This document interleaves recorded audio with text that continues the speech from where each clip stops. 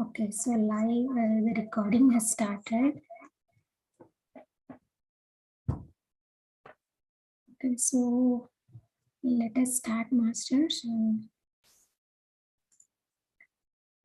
So as I mentioned, right, last time. So first of all, welcome everyone for today's session. My name is Sushma and I'm from Dallas, Texas. And we started doing this book review, messages from 40 masters. This is channeled through C. Aruna, madam. Okay. And again, I wanted to let you all know. So these messages are nothing specific to any, religion or any culture or any specific to any country related. These messages are all spiritual oriented.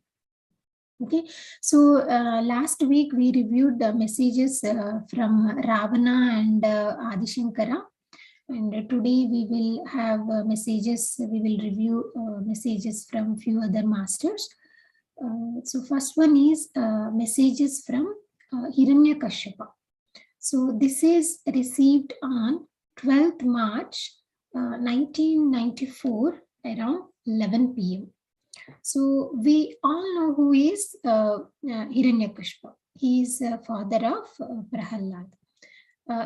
Master Hiranyakashpa is a great devotee or follower of Lord Shiva, and says that he was a believer of one and the only one master, that is Shiva, and he always felt that no one else existed apart from him, and thought that he is everything.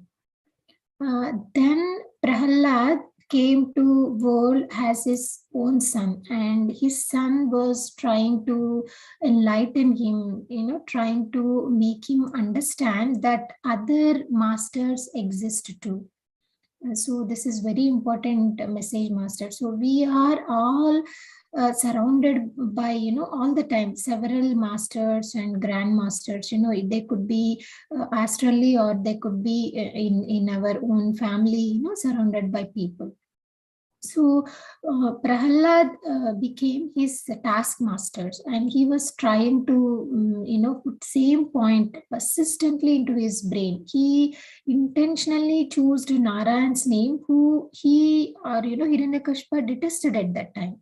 So what Master Hiranyakashpa is saying that, so deep down in his consciousness, he knew that his son was correct, but Prahalad task was to get this, to surface level. That means to get this verbalized, for him to say those words from his mouth, to agree in front of all the people. Instead, what he did, resorted or ideas, thousand and ways to avoid his son's efforts to change his belief system, whatever his son was doing to change his belief system, right? He even gave punishments, like giving poison, or throwing down from a mountain. But Prahalad always escaped, and Hiranyakashipu kept failing. And finally he challenged him if he could make his master appear physically, right? So he's asking, show him Lord Narayana physically. It is foolishness, because deep inside he knows that his son is correct, right? But only he never let it come to the surface. So he is giving message to all of us, to all the readers. If any one of us, have a deep belief systems, like I know this is the only right thing, right? And all our belief systems come through from our childhood, right? How we are grown up, from our parents, from societies, right? From our culture, the country we grow up. So what he's suggesting is to sit and meditate and begin truly understand what you know, right? If you have any confrontation, right, anything, just sit in the meditation for some time and you will only get the answer for it. So his message is that masters surround us all, and it is expected to help each other. right? Be open to exploit the guidance that the other masters are giving to you, and they might be, your own family members, people, or people who surround you, right? They could be your own spouse, they could be your own children. See, we see sometimes, right, we want them to do something, and or we wanted to have something and certain expectations, and they do exactly opposite, right?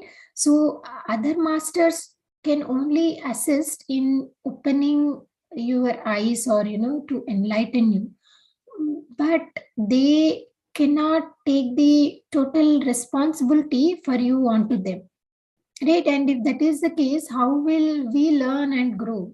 So this is a clear lesson that comes out of Hiranyakashpa's life. So, dear friends, please note two things. These are the words the master Hiranyakashpa is saying.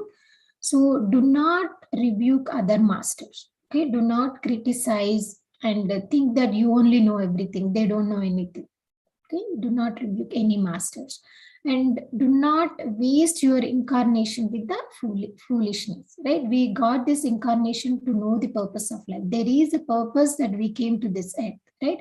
Just we should not waste with our foolishness. So, masters, this is the message from Hiranyakashpa. And next is messages from Vibhishana. And these message is channeled on 14th March 1994 at 11 p.m.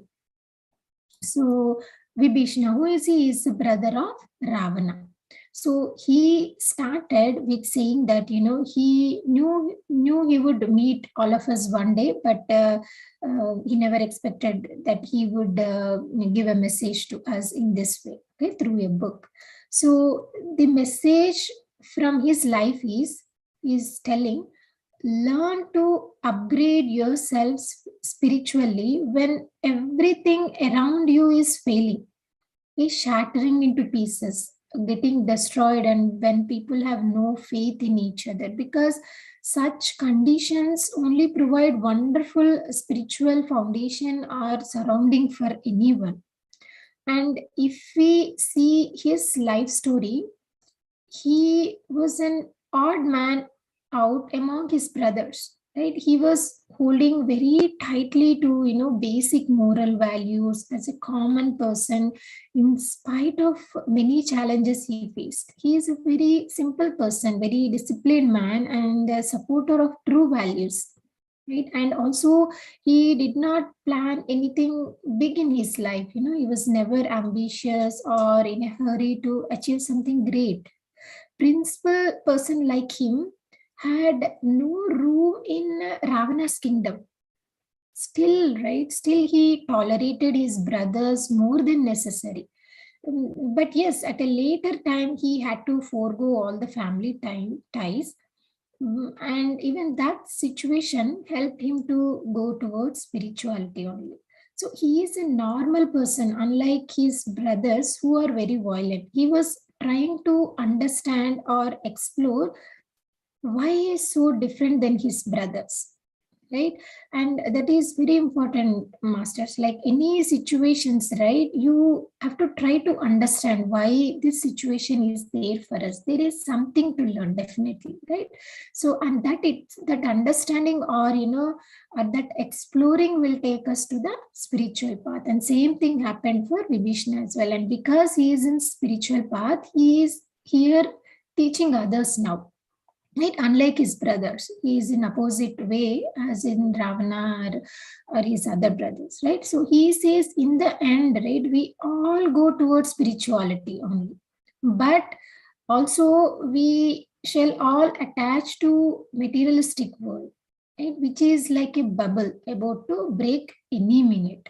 So the present situation and the world crisis that our generation is facing is far worse than we all can imagine. Okay, and he gave this message in 1994, and he's telling the condition about during that time. So he's telling more worse is going to come. So Vibhishana is sincerely advising for all of us to seek spiritual path for our own betterment and also for betterment for all others around us. Okay, so Francis' message was, I was a commoner and today I am a master of seventh body consciousness in physical body. So with a little more sincere effort, you too can reach my level in no time. So this is his message, masters. And next message is messages from Ashwathama. And this is channeled on 16th March 1994 at 10:45 p.m. to Aruna Madam.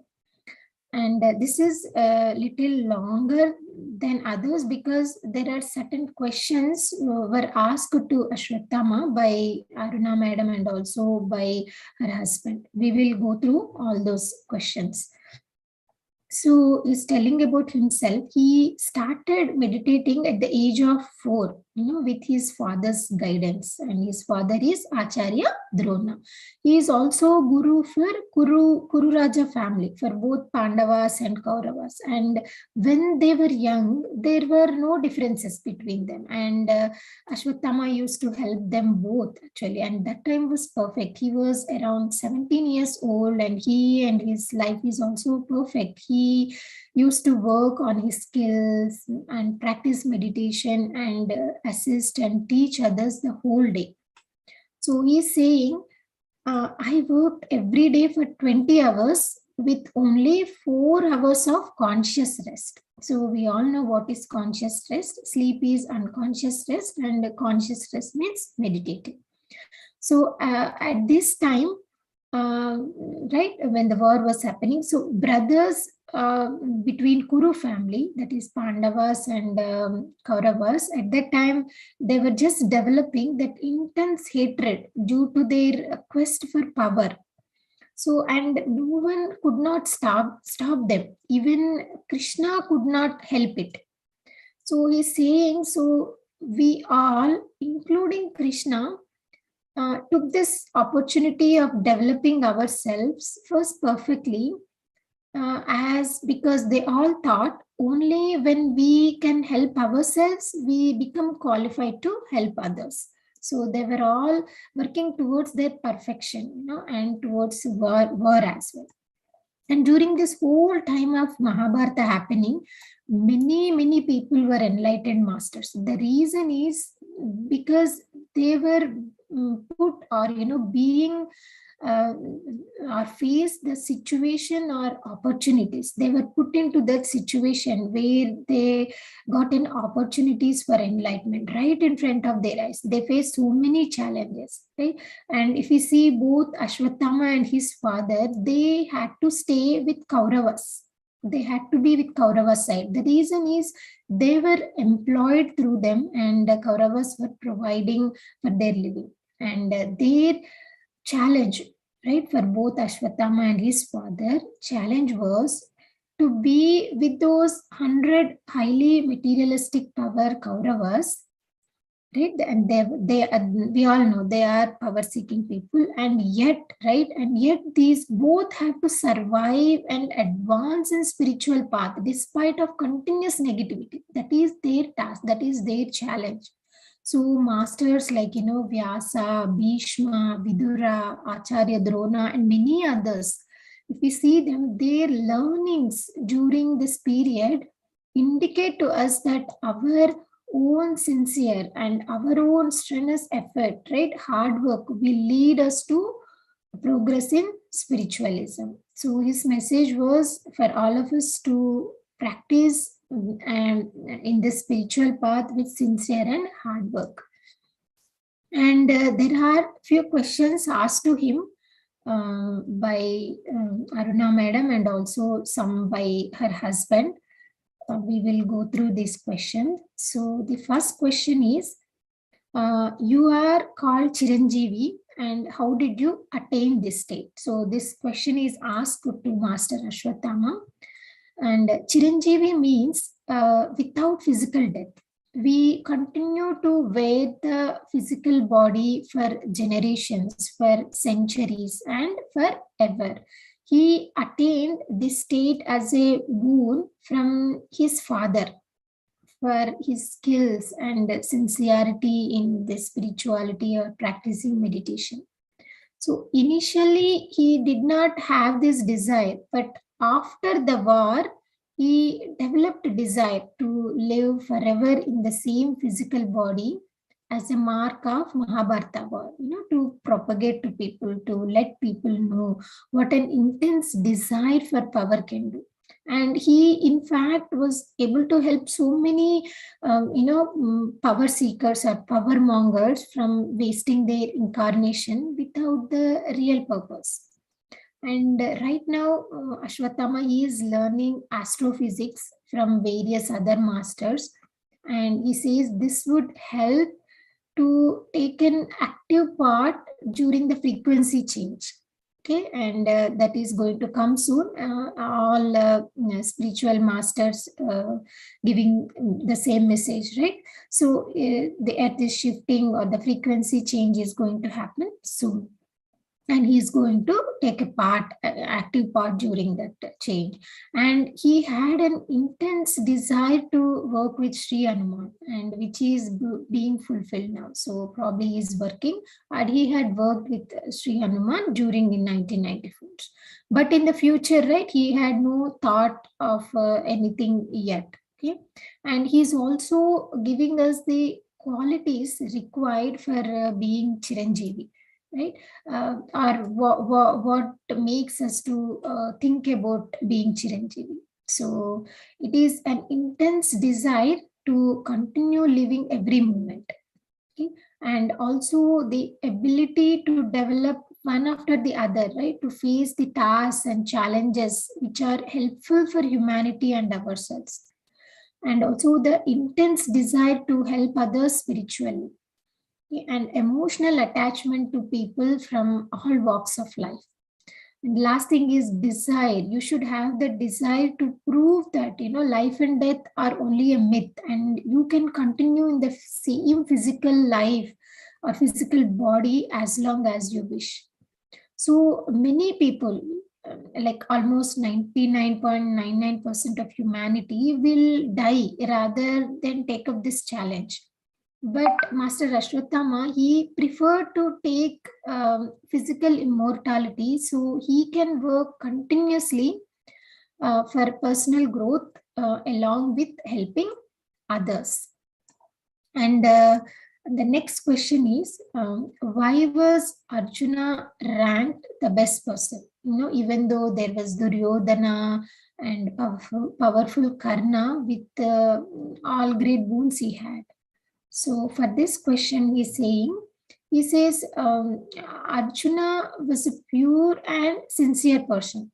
His sincerity and hard work have no match in any other. It's like there is even no one to begin to compare with him. Duryodhana was a great meditator. Okay, that is true. However, he has that power quench, and also with full of jealousy like his father. And Karna, what he did was he wasted his entire incarnation. He is powerful, he is very sincere, he is very hard worker, but still, right, he wasted all his incarnation with foolishness over a friend who helped him during the crisis. To just that simple point, he completely wasted his incarnation. And the next question is, Arna madam is asking, can I see you? So he's saying, why not? You can see me because I know that you are sincere. But at this time, it is important to give message to people. So you cannot see me now. But he's also saying he can be seen during that axis change, right, or the frequency change mission. And he's also saying even we all can see him who are all reading or listening to this book, since he knows that we are all sincere as Arjuna. And that is his message for that question. And the next question is, what is the advice you gave us you give us regarding our children. What are our do's and don'ts? Okay, this is the more common question to who parents have.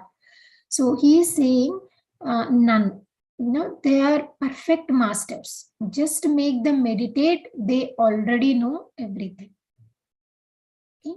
And next question is, tell us something unique about yourself, or which only you can elucidate. That means which he has that knowledge.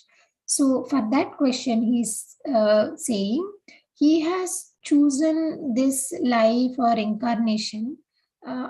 His task was to be among with Kauravas and at the same time grow spiritually in an atmosphere that is opposite to what is required, right? But his life became more complex and complicated than he imagined, right?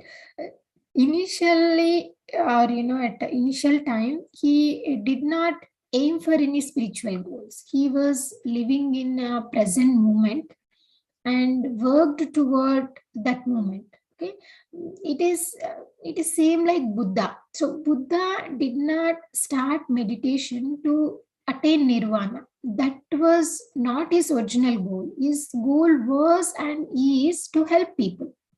So if you do duty, that itself is your goal.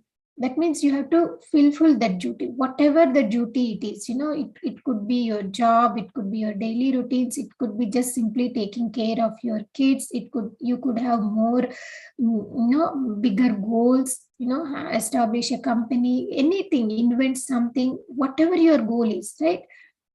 It is doing that duty itself is your goal. So he's telling, like, to Arna madam, reading books, meditate and talk to people about meditation and books, that is your goal. That is her goal, Arna madam's goal. So, and he's also quoting Master Narada. So Narada, he is a grand master. We all know him, but he don't meditate now. Initially, he meditated to enter into various dimensions, but today he goes to any dimension with his knowledge and desire to help others. So, how Aruna Madam has chosen to help in this physical earth plan, right? Similarly, Narada, Master Narada is helping people in different dimensions, in various different dimensions, right? So, that is the message for for that question. So, basically it's like, you have to do your duties, and with helping others, that itself will become your life goal. And next question is, please clear whatever mental doubts that I'm having but not able to put exactly into words. So this is the question asked to Master Ashwathama. So then he's telling, first thing he wanted to tell is not to worry about Kundalini, as you are doing meditation regularly, or you are a regular meditation practitioner. Only people who practice Hatha Yoga, right, they try to activate the Kundalini. And this is an unwanted task for a normal meditator, because all the chakras will function normally automatically during when we are doing a meditation. Because if we are interested in more in, like, humanitarian work or enlightening others, it is not necessary or essential or a must thing for every meditator to have a Kundalini or to awaken the Kundalini, right? There can never be a situation where you will stop learning. I mean, you should not worry that, maybe I'm not advancing because I'm not working on activating Kundalini. There can never be such situation. There is no limit. You are all masters of everything. So he says we should be happy to choose spiritualism in spite of thousands of other choices available. And secondly, he's telling you are a master by yourself, right? And until certain age, until certain stage, every master comes and teaches you various things, right? And we should make a habit of seeing others in the same way. So everyone teaches something or the another master. So this is also very important message, right? Whoever you get connected to, right? Even for a shorter time, long term, right? Whoever you are connecting with, they are teaching you something. Okay, there is always something to learn from them. Okay, sometimes it could be like, you should be like them, and sometimes you should not be like them. That is also one kind of learning lessons. And the third thing is telling every master starts as a group member in the initial stages, right? When we are in the beginning into the meditation, we have similar kind of questions, we go through similar experiences in the initial stages, but later, right, it becomes a one man crusade, because we will be pursuing our own life purpose or our own life goals, right? Because and at that time you will be alone all by yourself, and your journey towards spiritual path will be very unique to only yourself. But again, like, differently at every level, definitely there will be masters to take care of, but not without acknowledging them. So because they're always helping you in any way, you have to acknowledge them, right? They could be your family members, they could come astrally, they're always with you, but acknowledge them, right? So at every level, start with, initial prayer to be in that correct path. It's okay to do mistakes, but your intention, right, it should be in the correct path. And when we are talking about the correct path, don't think that, there is a wrong path and we should not go. There is only either forward or backward journey. So always aim for forward. Always aim for forward movement only, because the backward journey we already know. So don't get trapped with old habits that can stop or inhibit or hamper your progress. So he always says you have to spread yourself, your consciousness, right, your thinking, etc. Just don't limit yourself, learn to extend yourself. So for example, today you are a beginner, right, and you're observing your breath, but you must cultivate more awareness, like looking at various changes in your body during meditation, cultivating being more patience, like acknowledging to masters, right? So etc etc. I mean, compared to today, tomorrow your meditation experiences should increase in at least one more aspect, right? There should always be progress. So fourth thing he says is, the more advanced the master is, the more simpler they look, the more simpler we become. And he's quoting a Patrisar as well. He's such a grand master, he's an enlightened master, but he looks very simple. Okay. And the next question is, please tell us about what meditation is, and compared to what we are doing in meditation, what were your experiences? So I think Aruna Madam wants to know the difference, right? The meditation practicing or experiences during that time versus our time. So he is saying he was taught meditation the same means, like observing breath. But unlike Arna Madam or some other masters, he's quoting Arna Madam because in the beginning introduction we learned that Arna Madam has started meditation experiences or having visions very early, as soon as she started doing meditation, right? But unlike her or unlike few other masters, he did not have any experiences for about 5 years.